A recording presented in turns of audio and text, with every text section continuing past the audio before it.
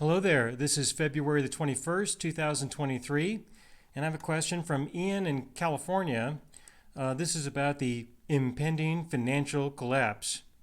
With the impending financial collapse, the new buzzword. Now, some of you might be thinking, well, what do you mean impending financial collapse? Well, we don't know when something like that is going to take place, but we can tell that it will happen at some point. It's just part of the nature of the system that there will be a collapse in a sense. Exactly how that will unfold and what will that look like, I don't think anyone can get enough information to really say, exactly how something like that is going to happen. For those of you who believe that there will never, ever be a financial collapse of any kind, good for you. But most of us realize that at some point, someday, that is going to happen. And for those of you who don't think that it will ever happen, I would just have to say that that's only because you have decided to not look at the available evidence. You have decided to have no understanding of the financial system at all. And that's just your decision. You just decided that you just don't want to understand these things. And you get to do that. You get to decide that.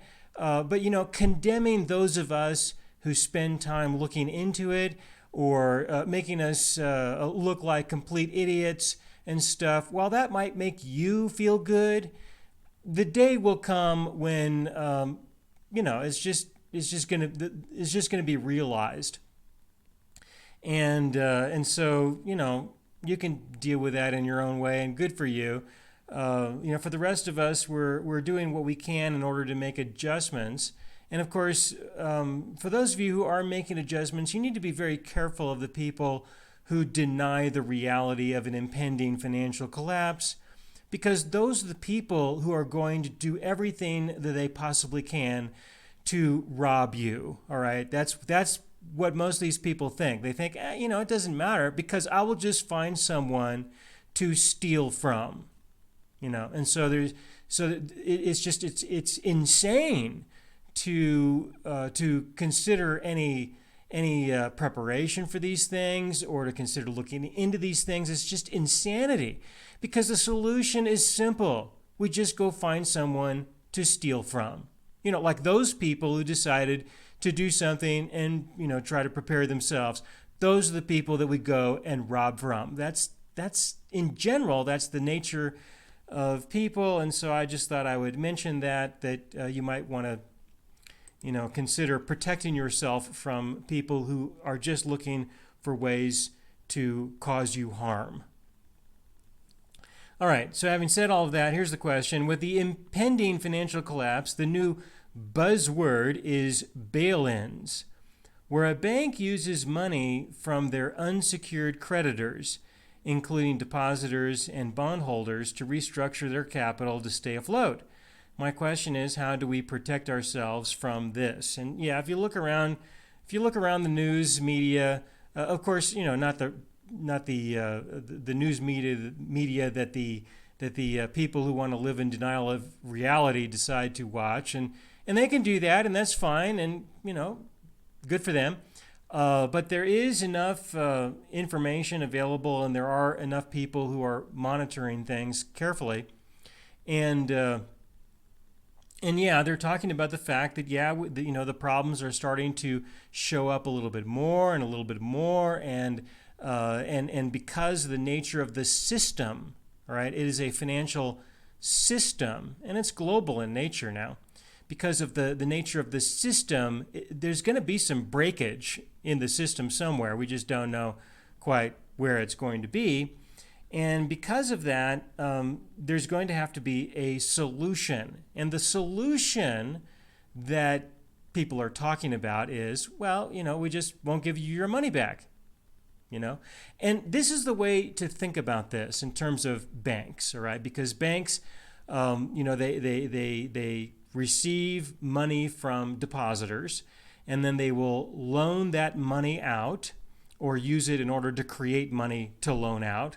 There's various ways of handling that.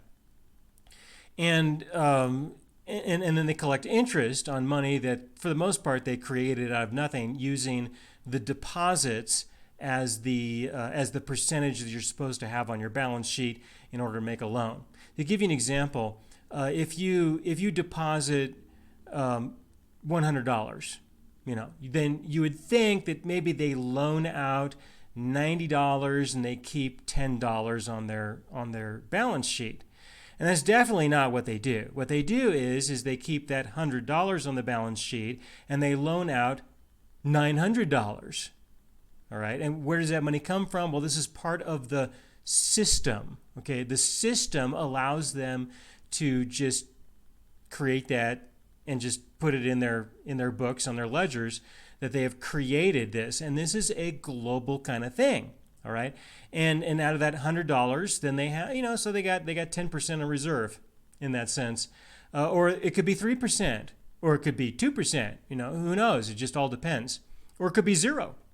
The different institutions can just do that by just creating loans. There's a lot of mechanisms, a lot of parts to the entire financial system. And this can be done worldwide. All right, anybody who can issue debt in some way in US dollars can do that. And so this is just part of the nature of the system.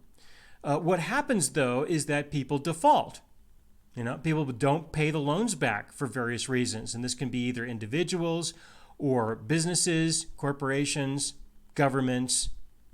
If the money is not paid back, well, if there is enough, if there are enough defaults taking place, there's always defaults taking place. But when there are enough defaults taking place that the institution can't remain solvent according to the regulatory statutes that they're governed by, then they have to default to the people they owe money to. Okay, and this is just a normal thing. All right, and so they will default to the money to the people who they owe money to, and and of course the depositors, people who have deposited money in this kind of a financial institution, can just simply not get their money back. So if you have your money deposited in some kind of a financial institution and they just decide that they're not going to give you your money back, then they can just do that. There are laws in the books for this purpose. Now, what we're talking about is something that's up and coming, but this is something that's already happened. Back during the 2008 and 2009 financial crisis, there were a lot of people who didn't get their money back. The most popular institution that this happened through was MF Global. That was the big one, or at least the most popular, but it wasn't the only one. There were a lot of institutions that people gave their money to, and they didn't get their money back, and they never have. So this idea of a bail-in has happened. Okay, it's happened already in lots of circumstances and in institutions that were insured, and the insurance just didn't pay out. So what are you going to do? We'll just take them to court and force them to. You're not going to force people to give you money if they don't have it, and what are you going to do? You're going to order them to go and do some work in order to go get it? It just doesn't work that way, all right? And so this has already happened before.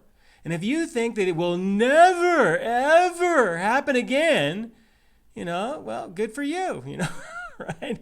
But the evidence is overwhelming to show that it will. And part of the outcome of the previous crisis, all right, and this part of the outcome was to pass additional laws and regulations and rulings and those kinds of things and statutes in order to prepare for the next one, all right? And one of the adjustments that were made was with what's called the Dodd-Frank Act, okay? And through that and through various adjustments to that and additions and rulings and all kinds of new things that were added on to that since then, yeah, they made a change and they said, you know what, next time this happens, we're just going to make sure that it's in the law that, yeah, they don't have to give you your money back. And so there's not going to be the need for any conflict like there was with the MF Global stuff, of which everybody just lost their money anyway. So we're just going to put it in law and say that we don't have to, give you your money back. All right? So, that's just part of the way things are. Now, the current standard, from what I understand, is they say, well, we'll give you 50% of your money back. Apparently that was part of what was worked out with the increase in the FDIC insurance. The FDIC insurance was previously for $100,000 per account, but then they increased that to $250,000 and also included, but we don't have to give you 50% of your money back. So it's really kind of like a $25,000 increase. Okay, that's how it eventually worked out. But see, that 50% can be changed to 45, or 40 or 30. It can be changed at any time for any reason. And it can also be just declared, well, it's for all the accounts you have. So you can only make one claim with the FDIC and not necessarily 3 or 5 claims. If you have 3 or 5 bank accounts, you're just going to spread your money out. It may not necessarily work out that way because they can do anything they want because that's just what people do. And there's nothing you will be able to do about it. All right? So you need to have a proper perspective. All right? You need to have a proper perspective and a proper understanding. The question is, how do you protect yourself from these kinds of situations? All right? Now, this is not complicated. All right? This is very easy to understand. If you have money of some kind or currency, which is what we're really working with, if you have currency and you give it to somebody else, all right, no matter what kind of an institution they are, no matter what their reputation is, no matter what kind of insurance companies back them or whether the government backs them, whatever, if you give something of value to you, to someone else, for them to keep it safe or for whatever, or to give you interest, if you give it to them, it is no longer yours. All right? That's the way it is. If you give it to them, it is no longer yours. It belongs to them. All right? And so if they give it back to you at any time, then good for you. And if they decide not to, well, good for you. All right? What else can you say?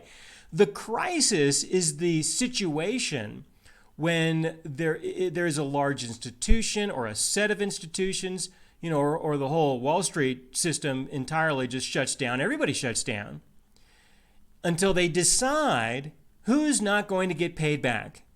And then they open their doors when they figure it out. All right?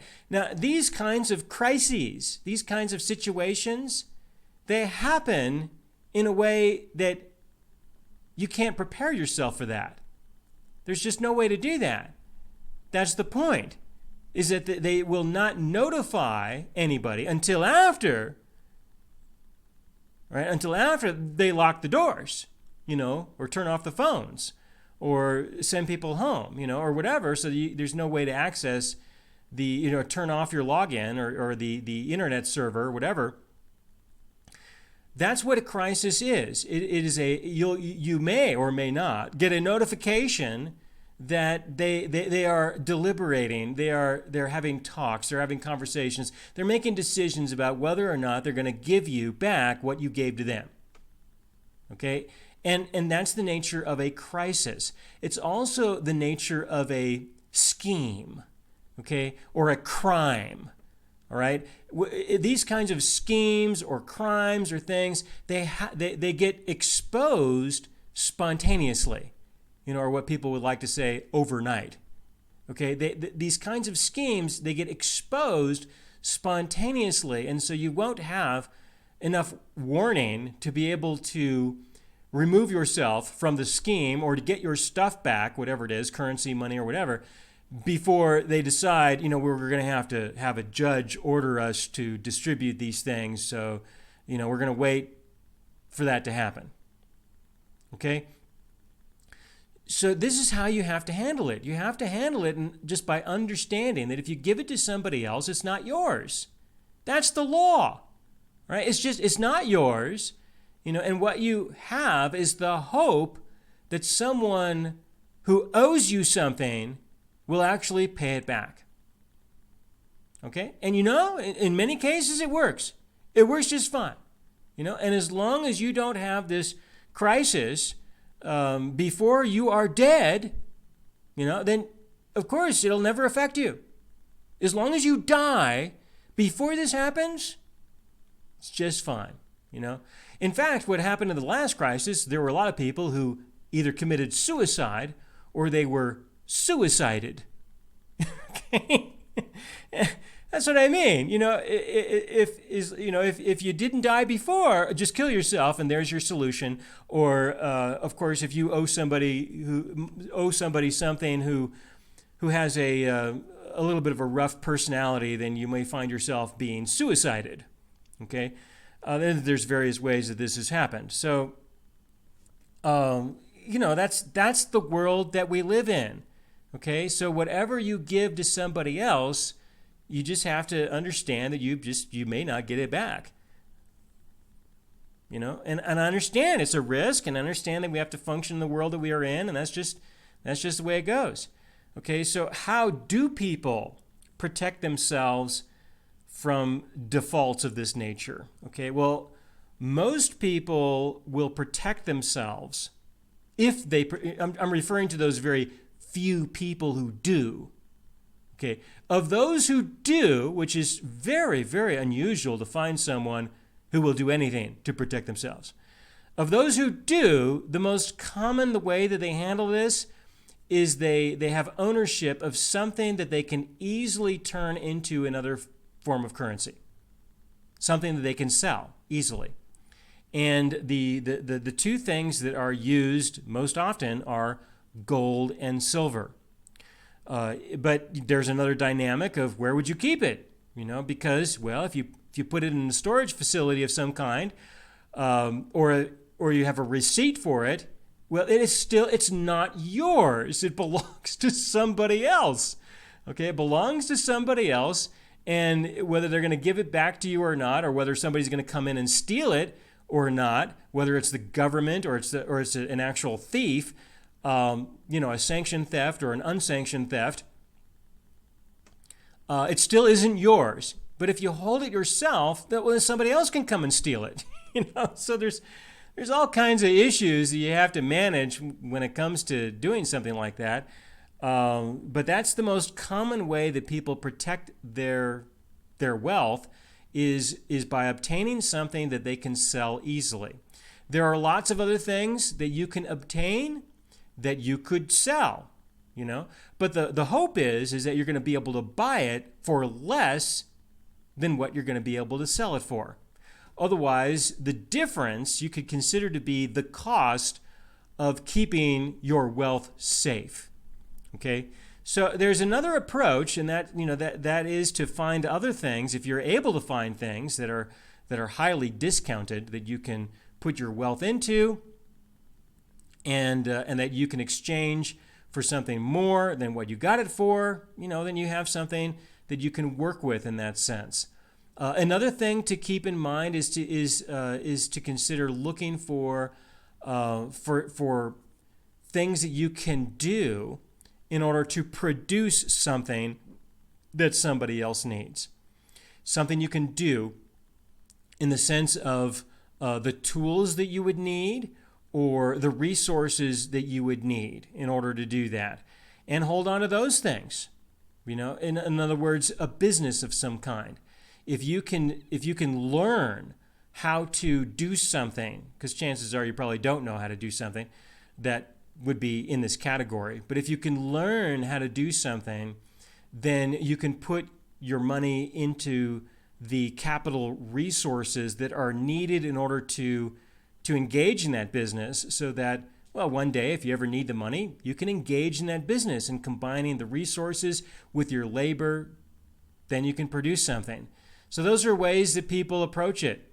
You either obtain something that you can sell easily, or you obtain the tools or the land or the resources, whatever they are, that you can combine with your labor in order to produce something that somebody really needs that you can sell.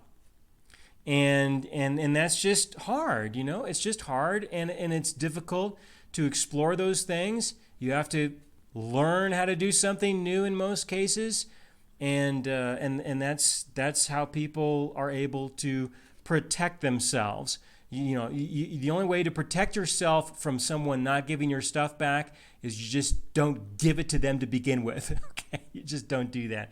So I hope that this is helpful, and I hope that understanding that those are the ways that people protect themselves from these kinds of things may be of use. I myself, I don't really have anything, so I don't have anything to protect per se, and so I can't do much of that myself. But I'm my life is different. So do what you can, and I do hope that this is helpful, and I'll move on to the next question. Thank you. If you have any other questions for me, send them to me to Aaron@aaronbudgen.net.